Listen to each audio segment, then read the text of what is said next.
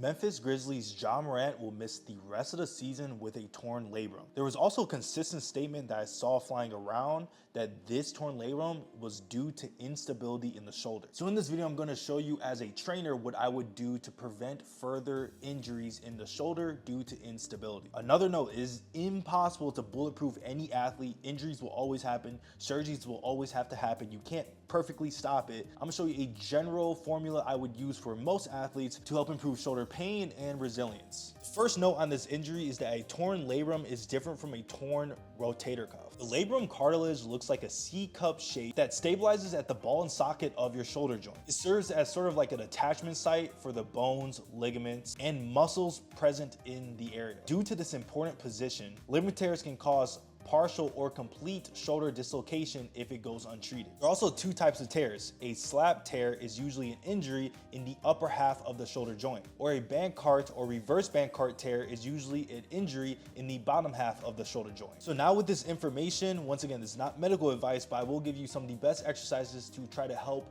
prevent shoulder injuries and to develop healthy shoulder function for all athletes, especially basketball, football, and track and field. I'm gonna be recording these exercises in my apartment because it is 20 degrees outside and I can't get access to my gym where all my equipment is because it's 20 degrees. I can't even open up the door.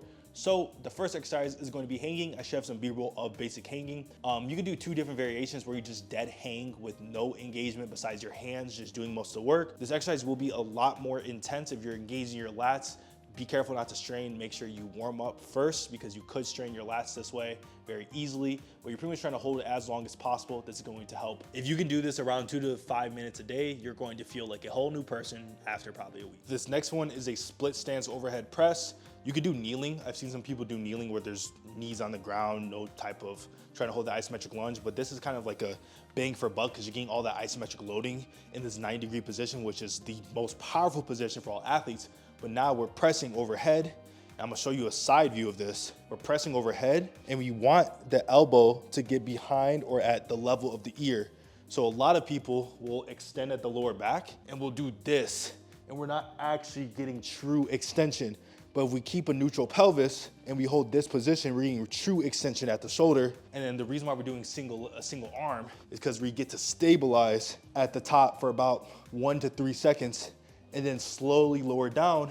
And since it's a single arm and it's not a barbell, it's a dumbbell, you're using a lot of the intrinsic muscles in your shoulder to help stabilize the joint, which is the biggest issue Ja Morant had, which was instability. You can even do this in a squat position where you're really just holding this.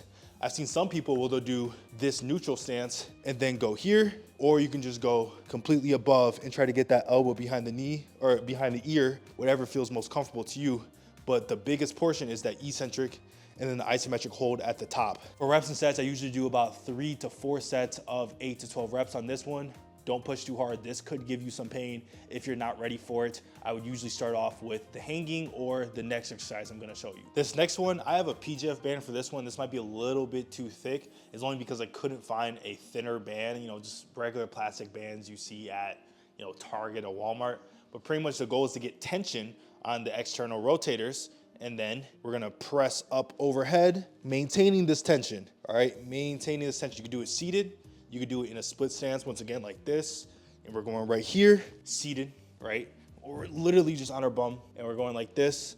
But the whole goal is to keep that tension with an external rotation, and then a slow press above. You're gonna feel the lateral delt and all the miniature muscles in this delt burning like crazy. That's gonna help with stability, but overall health, because you're targeting so many intrinsic muscles all at once. You usually wanna do about 3 to 4 sets of 6 to 12 reps on this one. Don't push too hard. It's a big burner and it could burn much earlier. So listen to your body for this exercise. All these exercises are really important, but you don't have a proper program to improve yourself, you're not gonna really get anywhere. So watch this video on how to warm up for athleticism. And make sure you subscribe if you're an athlete who wants to improve.